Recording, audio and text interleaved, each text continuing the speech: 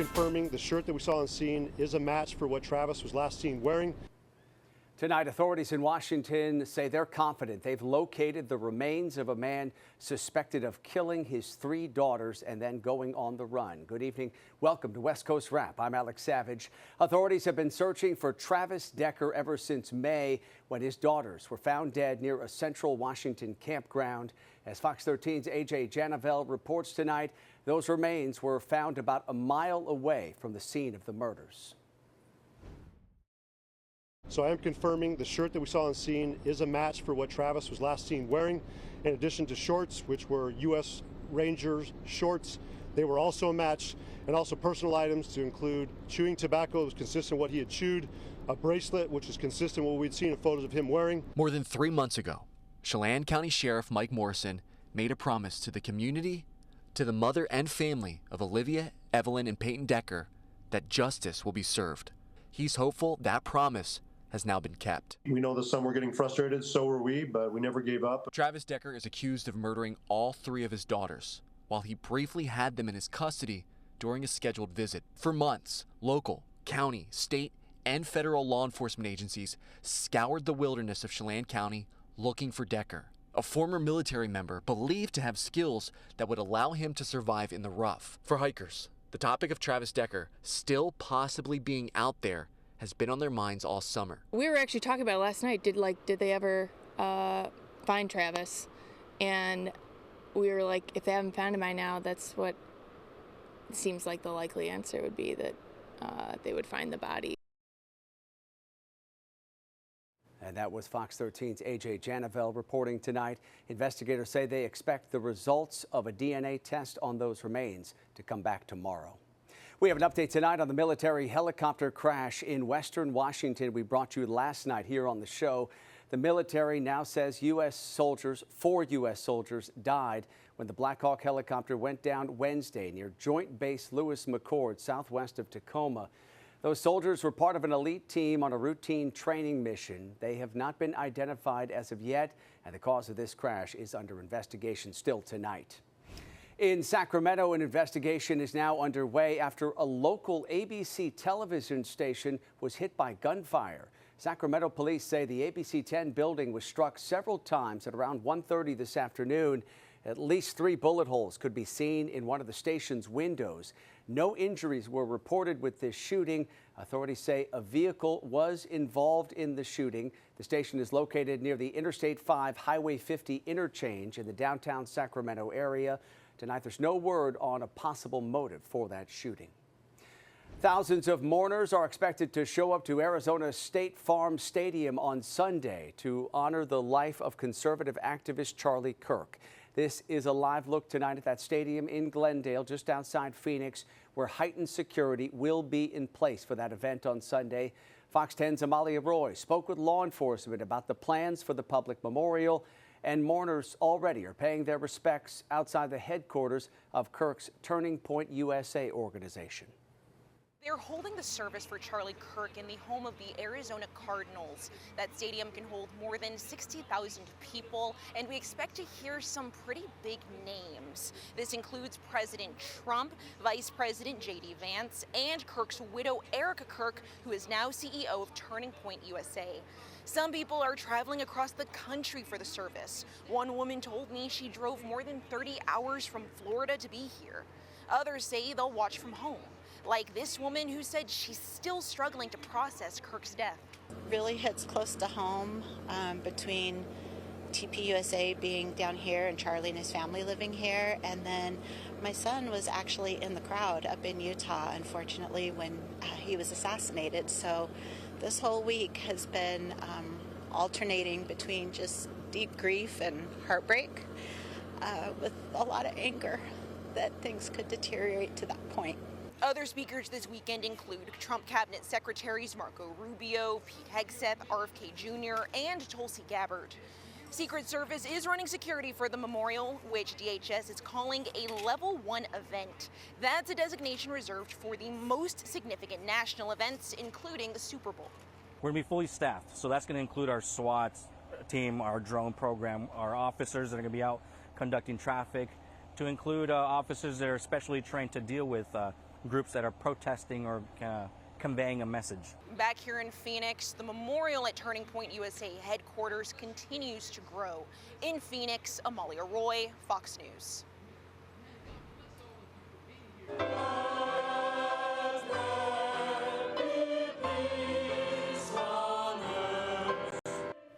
The Utah Valley University community gathered today calling for unity after Charlie Kirk was shot during an event on that campus last week. The school's vigil service was meant to provide a space where students, faculty, and staff could heal and reaffirm shared values. The school closed all of its offices and canceled classes to give people an opportunity to attend that event. We turn now to talk about the severe weather in Southern California. And tonight, authorities in San Bernardino County say a 2-year-old boy has died after the car that he was riding in was swept away by a flash flood. The remnants of Tropical Storm Mario moved across the region overnight, bringing heavy rain, flooding, and mudslides. Fox 11's Mario Ramirez shows us some of the damage that was left behind. That massive cleanup effort continues. We're near the beloved Oak Glen Steakhouse, and just look at it now, part of the parking lot surrounded by feet of mud.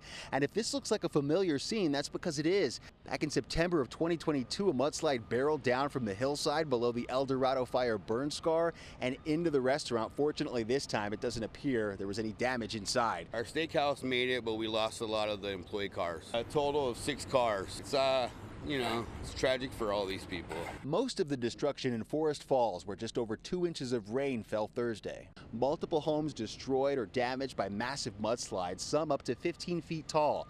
Homes devastated throughout the town, with several cars swept away. In all, about 10 people and as many as 7 cars were stranded along Highway 38 near Angeles Oaks. To the south here in Oak Glen, crews still trying to clear roads after a large mudslide swept through the area. Your driveway's gone, Terry. In some areas, mud up to the front door of homes, where we've seen multiple damaged properties, fences completely wiped out in some areas. You don't get warnings. When it comes down all at once. And it's a freight train coming down the hill. I was surprised that we didn't get any warnings on our phones or anything this time. You can't really stop Mother Nature. It's happened too many times. Like this ain't the first time, it's like 10 times. 3 years ago, up to 5 feet of debris filled the inside of the steakhouse here, with up to 70% of the restaurant damaged before the community came together to help rebuild and reopen it. Fortunately, there have been no serious injuries reported here, but quite the mess. For now, in Oak Glen, I'm Mario Ramirez, Fox 11 News. Yeah, a whole lot of cleanup in Southern California. The remnants of Tropical Storm Mario also dumped a lot of rain in Phoenix overnight. These images posted online show the storms moving through the area with lightning and rain showers.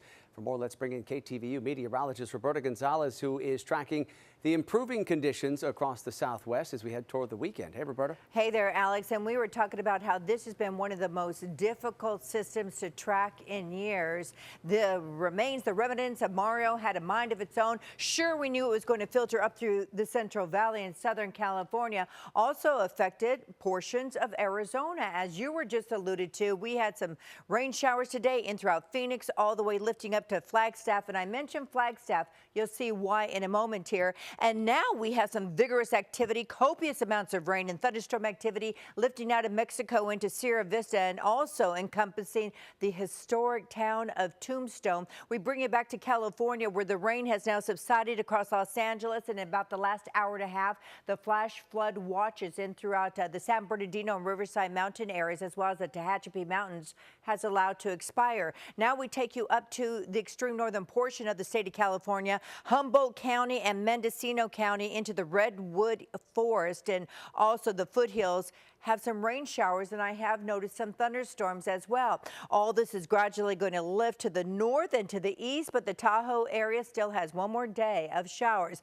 Now, this is why I mentioned Flagstaff. This picture's Flagstaff, but that's Phoenix high temperature for the day. I had to share those beautiful monsoonal clouds with you there. And 87 degrees in Los Angeles for this Friday, the last Friday of summer, and that's why people were flocking to the beaches of Santa Monica, just about 11 miles outside of downtown Los Angeles. There's a combination of the monsoonal clouds plus the marine layer that's now beginning to roll on shore in the city of San Francisco. And here you're looking at Oakland. Today's high temperature 68, which is seasonal for the Bay. And now we head to Seattle, where the average high temperature 74 degrees. Today, gorgeous, 76. It's currently 72 degrees in Reno. Mid-60s at the Mile High City in Denver. How about 81 degrees in Vegas? Not bad at all in Albuquerque, in the 60s. As we forge ahead towards the last weekend of summer 2025, we're looking at pretty good conditions everywhere. But by Monday, the first day of autumn, it's going to feel more like summertime in the San Francisco area with the inland high temperatures in the mid-90s. Alex, have a great weekend. You do the same, Roberta. Thank you. Coming up tonight here on West Coast Wrap, there's a new push to free a man who was detained by federal agents while fighting a wildfire. Tonight, what attorneys hope will reunite the man with his family. Plus, we're all done, Robin. You say bye-bye. Yeah, are you distracted? you can call it an emotional support robot. See how it's roaming halls to help one hospital's youngest patients. We have an update tonight on a man who was detained by Border Patrol agents while fighting a wildfire in Washington. Today, Rigoberto Hernandez's attorney filed a petition in federal court asking a judge to order the firefighter's release. Images included in the petition show Hernandez was part of a 44-person crew helping fight the Bear Gulch fire last month. Border Patrol agents entered the fire zone to detain him and one other person in that crew. The Department of Homeland Security issued a statement on the men detained in the fire zone, saying in part, quote, the two men were not firefighters. They were working in a support role, cutting logs into firewood. Hernandez has been working as a wildland firefighter for 3 years now. He's been waiting ever since 2018 for immigration officials to make a decision about his U visa application. Well, it's still early in the football season, but anticipation already is building for Super Bowl 60. Now just 6 months away. And this afternoon, San Francisco Mayor Daniel Lurie was joined by NFL Commissioner Roger Goodell and the president of the Bay Area Host Committee, Zaileen Jan Mohammed, to raise the Super Bowl flag outside of San Francisco City Hall. The Bay Area Host Committee also held a panel discussion today at the San Francisco Museum of Modern Art with NFL Commissioner Goodell, Mayor Lurie, as well as 49ers CEO Jed York on hand. The location is significant because the commissioner announced the Super Bowl's first ever Innovation Summit is going to be held at San Francisco's Museum of Modern Art on February 6th. That's 2 days before the big game. The kind of impact that will happen here beyond the economics is talking about all the great things that are happening in the Bay Area. And that's what we're excited about doing, sharing our game, using our game to unite the country and the world. I think this Innovation Summit will give us the ability to be able to make sure the NFL continues to be at the forefront, find ways to solve problems, solutions. We can all get better.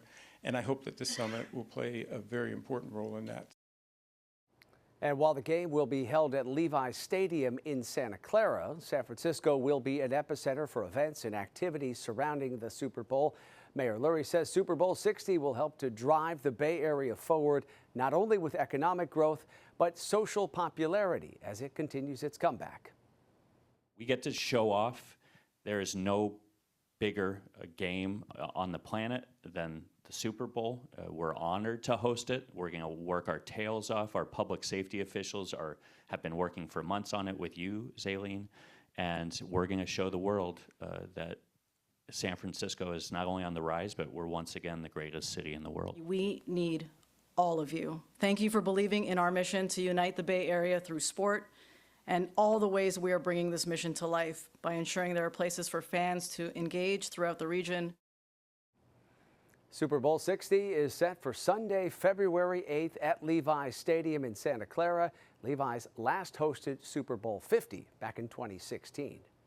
Well, several days after negotiators reached a framework to transfer ownership of TikTok to the U.S., President Trump spoke with Chinese President Xi Jinping about a possible deal. Fox's Lucas Tomlinson has more tonight from the White House.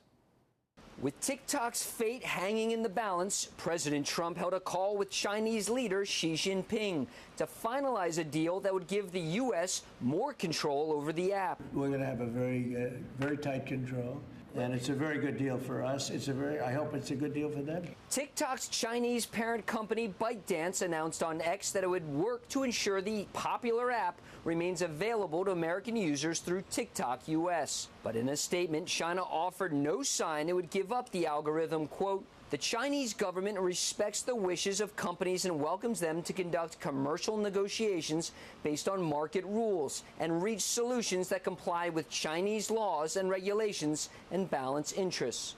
A deal will not be in our interest if we don't control it and we leave it in Beijing's hands. That's been a major sticking point between the two countries. Congress passed its 2024 TikTok ban because of concerns ByteDance would hand over American user data to the Chinese government in Beijing. This week, President Trump announced the U.S. had a buyer for the app and insists it will be in good hands. The people that are investing in it are among the greatest investors in the world. The president says he will meet with Xi next month at the APEC summit in South Korea and travel to China next year. At the White House, Lucas Tomlinson, Fox News. The new CDC advisory immunization panel is declining to recommend COVID-19 shots for all Americans. The advisory panel unanimously voted today on a more restrictive approach to COVID vaccines. It's recommending that everyone consult a doctor before getting a shot. The panel eliminated the CDC's past recommendations for all Americans ages 6 months and older to receive annual shots. This is the first time the group has met since they were appointed following Health Secretary Robert F. Kennedy Jr.'s abrupt firing of all 17 previous members. The two-day meetings have become contentious at times. I would urge the committee to use a methodical scientific method to weigh the risks and benefits appropriately using grade or evidence to recommendation. This is important for all vaccine decisions, and this is what I think some of us are really concerned about in terms of the absence of it. And in an unexpected move today, the panel also voted to indefinitely postpone a controversial vote on the hepatitis B vaccine for newborns. It has been recommended by doctors for the last 34 years. A therapeutic robot named Robin is providing emotional support to patients around the Health Bridge Children's Hospital in Orange, California. It has a large screen displaying cartoon-like features set on a sleek white triangle-shaped frame designed for hugging. Robin is about 30% autonomous, with a team of operators working remotely under the watchful eyes of clinical staff. With a large physician shortage projected over the next decade, Robin's makers say the mission is not about replacing healthcare workers. Nurses and medical staff are really overworked under a lot of pressure, and unfortunately, a lot of times they don't have capacity to provide that engagement and connection to patients. So we try to innovate and create this robot that is able to work side by side with these people and staff that together they can support patients.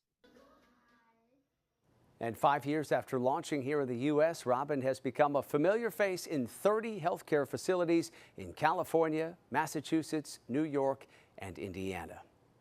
Up next tonight here on West Coast Wrap, a popular singer cancels the remainder of his world tour, including several shows here in the West. This comes after the discovery of a body, the body of a teenage girl in his car. We'll have the very latest on this unfolding investigation. Also tonight, talk about beating the odds. How a Las Vegas couple got a wedding ring back after losing it in the Colorado River. And at 9:08, she comes up with it out of her hand. And he's like, no way. The popular singer David has canceled the remainder of his U.S. tour as the investigation ramps up into the death of a teenage girl whose body was found inside the trunk of his car in Hollywood. Today, venues in San Francisco and Los Angeles announced that his shows this week had been canceled. The singer's real name is David Burke. Last week, the body of 15-year-old Celeste Rivas was found in the trunk of the singer's Tesla after that car was towed to an impound lot. TMZ reports Los Angeles police searched a home earlier this week where Burke had been living. We also saw Interscope Records pull all the promo for him in his upcoming album. We saw a Grammys Museum event take him off of the website as well. So we're starting to see this trickle effect of people just cutting ties with him because, and as you know, all this mounting information that's come out against him is just one after the other, and it's not looking good. The LAPD still considers this a death investigation, and they have not named a person of interest or a suspect in this case. A spokesperson for David Burke says he is cooperating with the ongoing investigation. Finally, tonight, a Las Vegas couple has more than just their first anniversary to celebrate next month. Fox 5's Evan Leake shows us how a dive team helped the husband and wife beat the odds by finding an important symbol of their marriage. Stephanie and AJ Limbo are a lot happier now than they were on August 2nd. That's when AJ lost his wedding ring in the waters of Willow Beach. I love jumping off this rock right there, and I did it the second time. I jumped off, and then I climbed up on top this little boulder, and then that's when I noticed the ring was, again, it fell off, and I was like, oh no. The two just got married last year, with their anniversary coming up in October. After not finding it themselves, Stephanie figured, why not ask for help on Facebook? So I posted it on there, not expecting or hoping for anything, just to see what happens. And I think Ken commented on it that same day, if not the next day. Ken Wiggy knows Willow Beach all too well. For years, the master scuba diver has led others underwater to get rid of junk and debris, sometimes leading to the return of long-lost items. Are you optimistic, or what do you think? Because it is such a small object to try and find in the water, also a month after they lost it. I gave her a 1% chance we would find it. We try to go 3 different times now. And the first 2 was my boat was down. Second time the storm washed out the road.